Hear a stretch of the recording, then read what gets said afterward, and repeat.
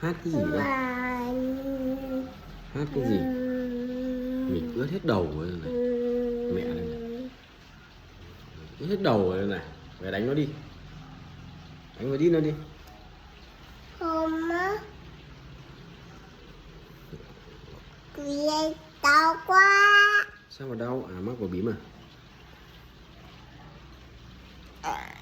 Ừ. Lên nhà ngồi cho mát đi. Ngồi cho mát. Đi, lên nhà ngồi cho mát đi. Rồi anh chụp bánh trưng nè. Thế có ăn bánh chưng nữa không? Có ăn bánh trưng nữa. Ok. Bánh chưng nữa.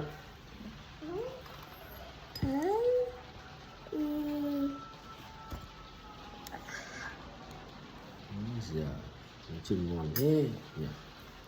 Nhưng mà cái